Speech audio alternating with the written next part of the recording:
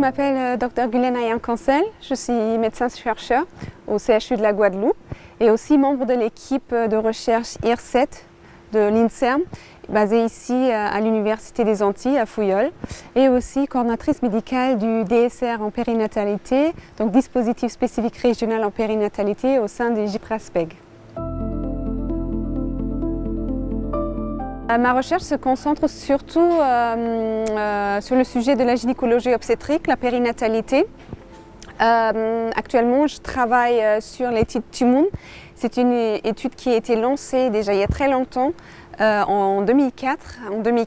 Entre 2004 et 2007, on a inclus des mamans pendant leur grossesse afin d'évaluer l'impact du chlordécone pendant la grossesse sur le bébé à naître, sur le devenir. Et nous, on veut savoir quel est l'impact d'une exposition au chlordécone pendant la grossesse sur l'enfant ou l'adulte en avenir. Donc les résultats nous ont montré qu'il y a eu un impact sur certains enfants, notamment sur la motricité fine. On a pu identifier des troubles de la vision chez les enfants qui ont été fortement exposés au chlordécone. Un impact sur leur statut hormonal, donc on a vu à 3 mois, 7 mois, 18 mois de vie et à 7 ans aussi qu'il y a une perturbation de leurs hormones. Et actuellement, il y a l'étude TIMUN puberté qui est en cours. Donc on voit ces enfants qui sont maintenant des jeunes adultes, entre 17 et 21 ans à peu près. Et donc les analyses vont débuter très bientôt parce qu'on vient tout juste finir l'inclusion de cette étude.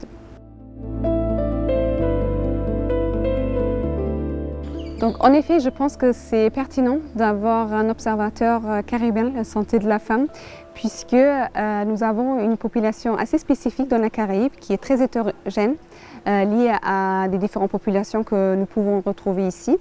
Et c'est aussi important dans le fait que les résultats de recherche que nous avons dans la littérature scientifique, ce sont surtout des résultats des pays occidentaux qui ne correspond pas tout à fait à notre population, et c'est là en fait où c'est important de prendre en compte, puisque donc il y a quand même quelques spécificités liées à la génétique bien sûr, mais aussi à l'exposition environnementale.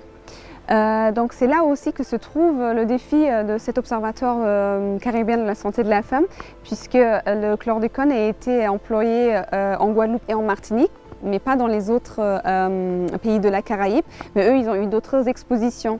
Et aussi une grande différence aussi, c'est le système de santé. Ici on a le système de la santé de la France, donc la sécurité sociale avec tous les bénéfices qu'on peut avoir, qui ne sont pas pareils dans les autres pays de la Caraïbe.